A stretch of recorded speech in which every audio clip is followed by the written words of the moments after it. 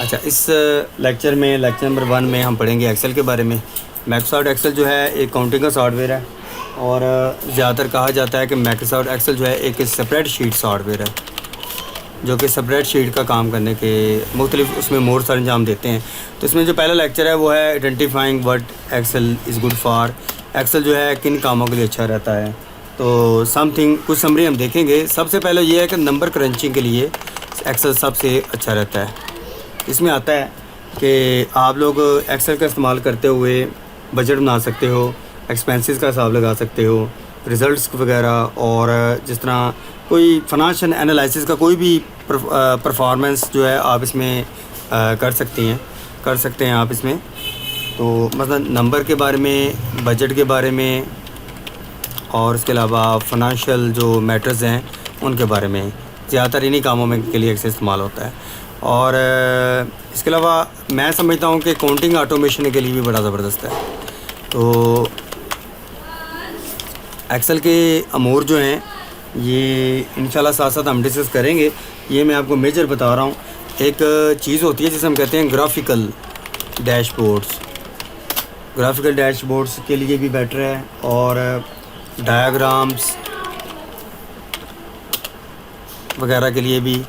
Diagram के बाद और बहुत से ऐसे टास्क जो कि कम्प्लेक्स टास्क कहलाते हैं वो भी ये करता है। तो ये चूँकि एक डेटाबेस का मिनी सा सॉफ्टवेयर है, छोटा सा सॉफ्टवेयर है, तो इसके काम ज़्यादातर वही होते हैं कि जो डेटाबेस के मतलब होते हैं। तो इनको साथ साथ हम देखेंगे। तो पहला लेक्चर हमारा ये था कि identifying Excel is good for, कि एक्सेल किन कामों के लिए अच्छा है, उन कामों को आप थोड़ा देख लें। Number crutching, budget, financial matters, counting automation, graphics dashboards, diagram और कम्प्लेक्स टास्क। तो बड़े इसमें टास्क हम डिस्कस करेंगे इंशाल्लाह साथ साथ। बहुत ज़रूरी ये है कि एक्सेल आपको बुनियादी तौर पे आता हो, और इसमें डीपली जितनी महारत हो वो भी हम साथ साथ देखेंगे। 50 पहले लेक्चर जो है इंशाल्लाह हम बेसिक्स में हम कवर करेंगे, और इसके बाद हम इंटरमीडिएट की तरफ चलेंगे।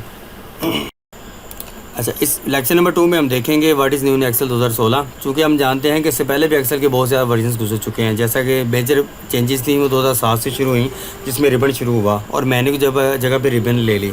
इसके बाद 2010, 2013 और अब 2016, इसके बाद 2021 भी आ चुका है।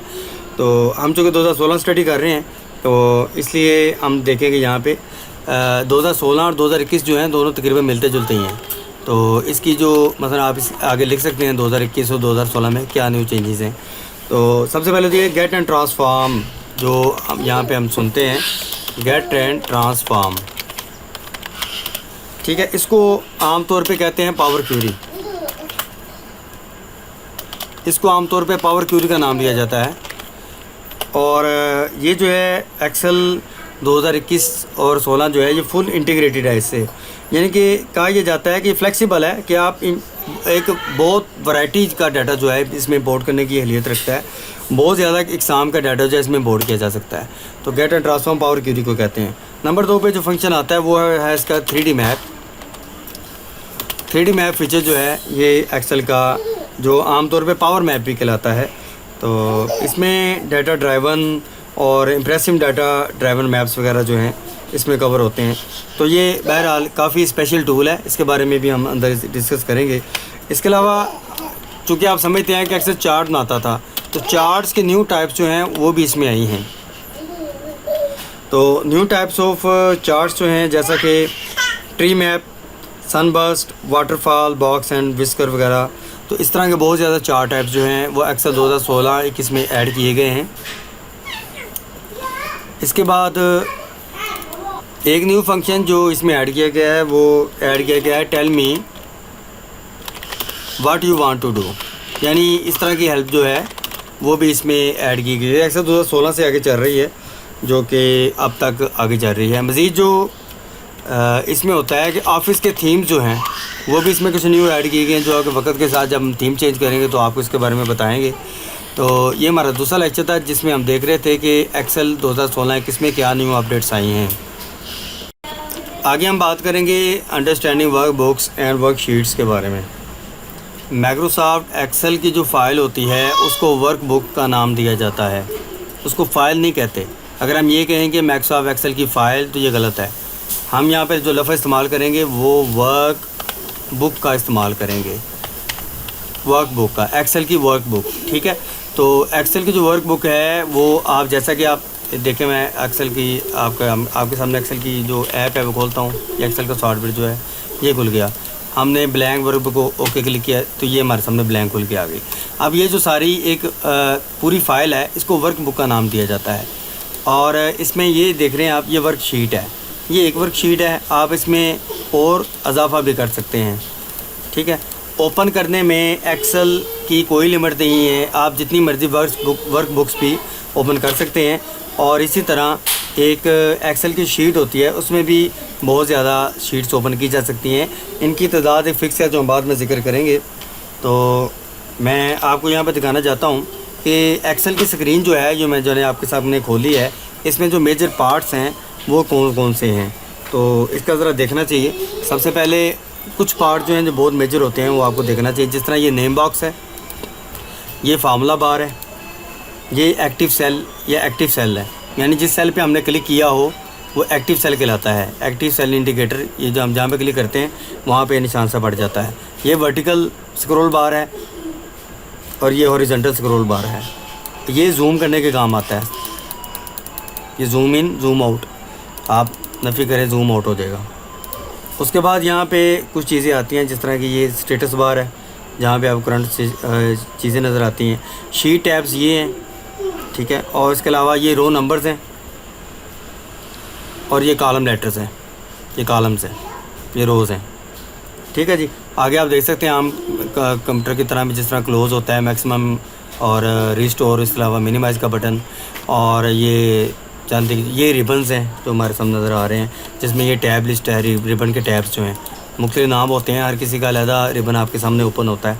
तो हम जब भी बोलेंगे, मतलब बोलें मैं आपसे बोलूँगी इंसर्ट रिबन खोलें, तो आपको समझ आ जाना चाहिए इंसर्ट यहाँ पे, ठीक है जी। तो ये मैंने थोड़ा सा आपको बताया कि अंडरस्टैंडिंग वर्कबुक्स एंड वर्कशीट्स के बारे में, जो कि आपके सामने अभी ओपन होकर दिखाया है।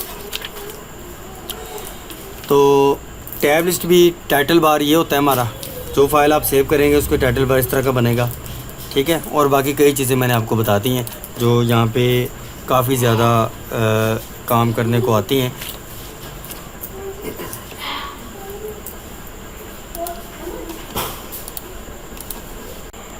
अच्छा जी, लेक्चर नंबर 4 में हम बात करेंगे मूविंग अराउंड अ वर्कशीट।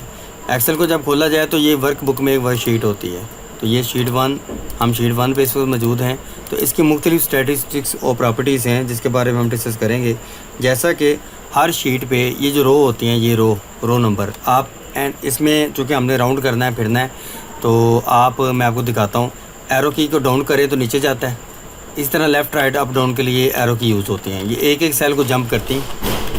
आप पेज डाउन भी कर सकते हैं जो कि ज़्यादा सेल्स को जंप करता है, पेज अप भी कर सकते हैं। इसी तरह अगर आप सेल नंबर 1 में मौजूद हैं, A1 पे, आप एंड की एक दफ़ा दबाएं और डाउन की एक दफ़ा दबाएं तो आपका जंप लगेगा टोटल नंबर ऑफ़ रोज़ पे। कायदा चिंगड़ा 1000 10 लाख 10 लाख, ये 10,48,536 रोज़ जो हैं वो टोटल हैं। अब आपने वापस जाना है तो आप यहाँ कंट्रोल होम करेंगे, यहाँ आप एंड दबा के अप करेंगे, अप की, तो आप वापस पहुँच जाएंगे। ये मैंने आपको समझाया है, ये रोज़ की नेविगेशन है। ये एंड दबाएँ, नीचे आएँ 10 लाख, और इसी तरह आप शुरू में एंड दबाएँ और राइट करें तो आप मैक्सिमम कॉलम के आगे पहुंच जाएंगे, जो कि आखिर में XFD पे आता है। ये ABCDEFG, ये मैं Z तक जाता हूं तो आगे AAABACAD इस तरह शुरू हो जाता है। और इसका एंड जो है, एंड दबा के राइट करें और एंड दबा के लेफ़्ट करें तो आप बड़ी तेज़ी से यहाँ पे मूव होते हैं, ठीक है। एक ये तरीका। दूसरा ये तरीका है कि जब हम किसी चीज़ जगह पे कुछ रिटर्न कुछ लिखते हैं, इस तरह भी लिखते हैं, इस तरह भी लिखते हैं और इनको नीचे भी रखते हैं। फ़र्ज़ करें ये कुछ डाटा मैंने दिया हुआ है, अब मैं A रो पे मौजूद हूँ, कॉलम पहले सेल के अंदर, एंड दबाएं, राइट करें तो आप एंड वाले कॉलम के पास पहुँच जाएंगे अगर कोई एरर ना हुआ। एंड दबाएं, डाउन करें तो आप एंड वाले रोज़ पे पहुँच जाएंगे, कॉलम की एंड वाले रोज़ पे जो आपका टेबल है, अगर कोई एरर ना हुआ तो वहाँ पहुँचेंगे। अब मैं आपको एक और चीज़ दिखाता हूँ जो अक्सर मौजूद होती है। अगर यहाँ पर एक सेल टूटा हुआ है, ब्लैंक है, तो आप यहाँ पे एंड करें, राइट करें तो आपका कर्सर वहाँ पे जाकर रुकेगा जहाँ पे कोई एरर है। अब यहाँ पे देखें सिलसिला टूट गया ना लिखने का, ब्लैंक आ गया, तो वो यहाँ पे आकर रुकेगा। तो ये मूविंग अराउंड होता है। तो जो हमारी सबसे आखिर में शीट होती है, एंड करें, नीचे करें, एंड करें, राइट करें, तो सबसे आखिर में जो शीट नंबर है वो ये आ रहा है SFD, ये वाला नंबर जो है, ठीक है। ये किसी भी सेल का नंबर होता है। कंट्रोल होम करें, शुरू में आ जाए। तो ये मैं आपको बता रहा था मूविंग के तरीके जो कि कीबोर्ड की मदद से इस तरह किए जाते हैं, लेफ़्ट राइट अप डाउन ऊपर नीचे जाने के लिए। तो यहाँ पे इन्होंने एक और चीज़ बताई हुई है जो कि मैं आपको थोड़ी सी डिटेल के साथ बताता चलूँ। हमारी स्क्रीन पर अगर आप ये शीट टू ब्लैंक शीट पे जाएं, खाली जगह पे क्लिक करें, अब आप पेज डाउन करते हैं तो आप देख रहे हैं हम पेज डाउन नीचे जा रहा है, ठीक है। लेकिन अगर आप यहाँ पे क्लिक करते हैं और आप अपना स्क्रॉल बार ऑन करें, आप पेज डाउन करें, तो वो स्क्रॉल आपके साथ नहीं आ रहा होगा। यहाँ पर इस पोजीशन पे आपने उसी एक्टिव सेल पे पहुँचना है, तो कंट्रोल बैक स्पेस करें, आप उसी एक्टिव सेल पे पहुँच जाएंगे। ये आप देख सकते हैं। आप अगर स्क्रॉल लॉक ऑन हो, आप डाउन एरो करें तो वो भी मूविंग का काम ही करेगा। पहले जब हम इस पे काम करते थे डाउन अप पे, तो कर्सर मूव होता था, लेकिन अब हम मूव कर रहे हैं तो अब देखें स्क्रीन मूव हो रही है, ठीक है जी। तो ये आपका कीबोर्ड के साथ मूविंग के मुख्तलिफ तरीके हैं जो कि हम आपको थोड़ा सा डिटेल के साथ बताते हैं।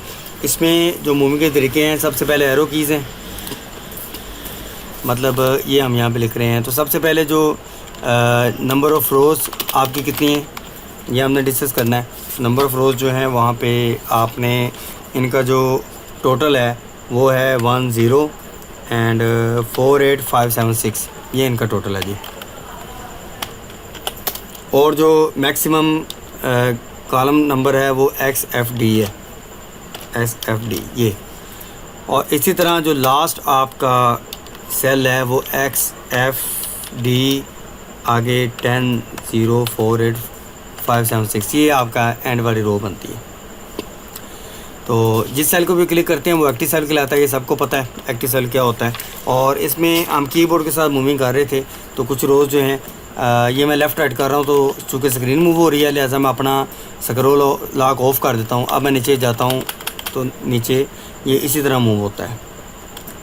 अच्छा, मैं इस यहाँ पे मूव हूँ, मैं आर्ट पेज डाउन करता हूँ, तो देखें आर्ट पेज डाउन, तो आप देख रहे हैं ये एक एक लाइनें मूव कर रहा है, ठीक है जी। आल्ट पेज अप करने से क्या होता है, ये डाउन है, ये अप है, यानी कि 1 स्क्रीन सेल आगे जाता है, 1 पीछे आता है। कंट्रोल स्पेस पर मैंने पहले देख लिया है, और लेफ़्ट राइट जो है ये आप कर सकते हैं, मूविंग के लिए यूज़ कर सकते हैं।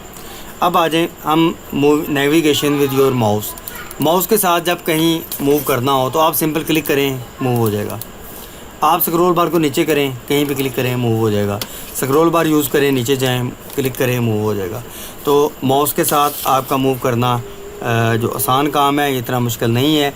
व्हील को घुमा सकते हैं और बाकी कीबोर्ड की मदद से ज़्यादा तेज़ी से आप मूविंग कर सकते हैं। तो ये हम लेक्चर पढ़ रहे थे मूविंग अराउंड आ वर्कशीट, जिसमें मैंने थोड़ी सी मालूमात के साथ आपको बताया कि नेविगेशन कैसे करते हैं। आइए अब अगले लेक्चर की तरफ चलते हैं। अच्छा, इस लेक्चर में हम बात करेंगे यूजिंग द रिबन का इस्तेमाल। जैसा कि हम जानते हैं ये हमारे पास एक्सेल है। एक्सेल में जब 2007 वर्जन होता था तो इस तरह फाइल पर क्लिक करके मेन्यू खुलता था। इसमें तो पूरी स्क्रीन चेंज हो गई है ना। तो 2007 में मेन्यू कंसेप्ट था, 2003 में भी मेन्यू कंसेप्ट था, 2013 से आगे आगे जो ये है ना, ये रिबन बन गया। अब अब्दुर्रहमान, अब इनकी जगह पे ना ये रिबन आता है, ये होम रिबन है, इंसर्ट रिबन है, page layout, formula, data review वगैरह, ये सारे रिबन कहलाते हैं। अपने नाम के साथ इनको रिबन कहते हैं। तो आप देख सकते हैं बिल तरतीब home, insert, page layout, formula, data review और डेवलपर वगैरह के जो यहाँ पे हैं, लेकिन व्यू तक आते हैं, आगे नहीं आ रहे, ठीक है जी। तो ये सारे रिबन है, इनका अपने अपना इस्तेमाल है। जिस तरह होम है, होम में बेसिक कमांड्स है, बोल्ड वगैरह, ये जो आमतौर पर यूज़ होती हैं। इंसर्ट में जो यहाँ पे कुछ चीज़ें इंसर्ट करनी हो, चार्ट वगैरह, स्टिकर, जो भी बड़ा कुछ है, स्लिकर लिखा हुआ, लिंक और इस तरह की चीज़ें। पेज लेआउट में पेज की सेटिंग है। फार्मूला में जितने भी एक्सेल में फार्मूला यूज़ होते हैं, ये यूज्ड एक्सेल फंक्शन जो है, बहुत ज़्यादा जो फंक्शन है इसमें इस्तेमाल होते हैं वो है। डाटा में डाटा का मुतल्लिका रिव्यू और इस तरह व्यू है। तो साथ साथ हम इसकी डिटेल पढ़ेंगे। तो ये हमारा रिबन टैब का इस्तेमाल है। एक होता है कॉन्टेक्सचुअल टैब, ये ऐसे टैब हैं जो ज़रूरत के वक्त आपके सामने आते हैं। तो ज़रूरत के वक्त टैब आने, मसलन आप यहाँ पे क्लिक करते हो तो ये आपके सामने आ जाए जी चार्ट, बार चार्ट आ गया। ये मैंने बार चार्ट एंटर किया, इसको डबल क्लिक किया, आप देखें चार्ट डिज़ाइन एक लहदा खुल के आ गया, साथ फॉर्मेट भी खुल के आ गया। इससे पहले ये दोनों नहीं थे, लेकिन जैसे हम चार्ट में अब मैं खाली जगह पर क्लिक करता हूँ दोनों ख़त्म हो गए, फिर इसको क्लिक करता हूँ वो फिर आ गए। ठीक है, इसको कॉन्टेक्सचुअल टैब कहते हैं, यानी ये तब आते हैं जब आपको ज़रूरत पड़ती है। अच्छा, तो ये चीज़ मैंने आपको दूसरी चीज़ बताई, यूजिंग ऑफ रिबन मैंने आपको पहले चीज़ बता दी, रिबन टैब्स के नाम, कॉन्टेक्सचुअल टैब जो ज़रूरत के वक्त आते हैं, type of command on the ribbon, ribbon में कितनी किस्म की कमांड्स होती हैं इस पर डिस्कस करते हैं। तो ये डल कर दें। तो सबसे पहले मैं आपको बताता चलूँ, सबसे पहले सिंपल बटन होता है। सिंपल बटन मतलब आपने यहाँ पे नाम लिखा है फ़न, एजुकेशन फ़न, तो यहाँ पे आप देखिए फ़ॉन्ट का जो हमारे सामने ये है इंक्रीज़ फ़ॉन्ट साइज़, ये सिंपल बटन है। क्लिक करें फ़ॉन्ट बढ़ रहा है, डाउन पे क्लिक करें फ़ॉन्ट डाउन हो रहा है, तो ये सिंपल है। उसके बाद आ जाए टॉगल बटन है। टॉगल बटन एक दफ़ा प्रेस होता है फिर वापस चला जाता है, जिस तरह बोल्ड हो गया, दोबारा दबाएं बोल्ड ख़त्म हो गया। लेकिन यहाँ पे इस तरह नहीं था हुआ, यहाँ पे दबाने से सिर्फ बढ़ता ही है, बोल्ड को दबाने से बोल्ड होता है और दोबारा दबाने से ये वापस आ जाता है। ठीक है, तो ये क्या है, टॉगल बटन को कहते हैं। उसके बाद आता है सिंपल ड्रॉप डाउन। इसकी मिसाल ये दी जाती है जैसा कि कंडीशनल फॉर्मेटिंग यहाँ पे आती है छोटी सी, मैं आगे जाता हूँ। ये देखें जी, यहाँ पे फॉर्मेटिंग का जो हिसाब है यहाँ पे, जैसा कि ये देख लें, मेन्यू देख लें इसका, सिंपल ड्रॉप डाउन, ये ड्रॉप हो गया। आप किसी भी चीज़ को क्लिक करें तो वो फॉन्ट बन गई है। इसी तरह हम ज़्यादा को सेलेक्ट करें तो ये कंडीशनल फॉर्मेटिंग है, ये भी सिंपल ड्रॉप डाउन है। टेबल का ड्रॉप डाउन है जी, ये देखें। ठीक है जी, ये देखें इस तरह के, ये सिंपल मैंने काम लिया है, एक ड्रॉप डाउन मेन्यू है बस। ठीक है, उसके बाद अगली किस्म आती है वो है स्प्लिट बटन। स्प्लिट बटन ये देखें, मैंने इनको यहाँ सेलेक्ट किया। अब यहाँ पे मर्ज एंड सेंटर ये है स्प्लिट बटन, इसको क्लिक करें तो ये सारे को स्प्लिट कर देता है, एक बना देता है सेल किसी, यानी कि मैंने इनको इकट्ठा करना है, इनको इकट्ठा करके मर्ज एंड सेंटर करें तो ये एक सेल बन जाएगा। इसमें हमको बड़ा फॉन्ट लिख सकते हैं, मतलब 5%। ठीक है जी, और इसको हम फॉन्ट से बड़ा कर सकते हैं। तो ये स्प्लिट बटन होते हैं, तो सेल को स्प्लिट करते हैं, दोबारा उनको अनमर्ज भी कर लेते हैं। ठीक है जी, मर्ज एंड सेंटर। तो उससे आगे आता है जी accessing the ribbon by using your keyboard. मसलन मैंने यहाँ पे कोई नई चीज़ लिखी है, शीट 1 पे आ जाए, ये मैंने इन सब को बोल्ड करना है और मैंने कीबोर्ड का इस्तेमाल करते हुए इन सब को बोल्ड करना है। तो सबसे पहले एरो के मदद से पहले पे आएँ, शीट दबा के रखें, राइट डाउन एंड डाउन, ये सारा सेलेक्ट हो गया। ठीक है जी, अब मैंने बोल्ड की तरफ जाना है, आल्ट प्रेस करें एक दफ़ा, छोड़ दें, एच पे आए होम, और बी का इन्होंने बी के नीचे, ये बोर्ड के नीचे इन्होंने 1 लिखा हुआ है, 1 प्रेस करते हैं तो आप देख रहे हैं सारे बोल्ड हो जाएंगे। एक यहाँ पे दूसरी कमांड भी करते हैं, हम इसका कलर चेंज करते हैं, नीला करते हैं। आल्ट दबाएँ जी, एच दबाएँ जी, तो कलर का FC है, F और C दबा दें और यहाँ पे एरो की मदद से नीचे हैं और कोई इसको रंग दे दें, उस पर एंटर कर दें तो आप देखें वही कलर इसका हो जाएगा एरो की मदद से। अब हम डाटा की तरफ चलेंगे, किसी और की तरफ, मसलन डाटा की तरफ जाना है, आल्ट दबाएँ जी, ए दबाएँ जी, ए के बाद मैं यहाँ पे करना चाहता हूँ, फ़र्ज़ करें जी टेक्स्ट टू कॉलम ई है, ये देख लें टेक्स्ट टू कॉलम ई है, ई को दबाएँ जी तो आप टेक्स्ट टू कॉलम की तरफ एरर आ गया। लेकिन बहरहाल इस तरह मैं आपको बता रहा हूँ कि accessing the commands using by using keyboard इस तरह एक्सेस किया जा सकता है। ठीक है, यहाँ तक आज का लेक्चर था जो हमने इसमें 5 मुख्तलिफ वर्जन्स पढ़े। तो इंशाल्लाह अगले लेक्चर के मेरे साथ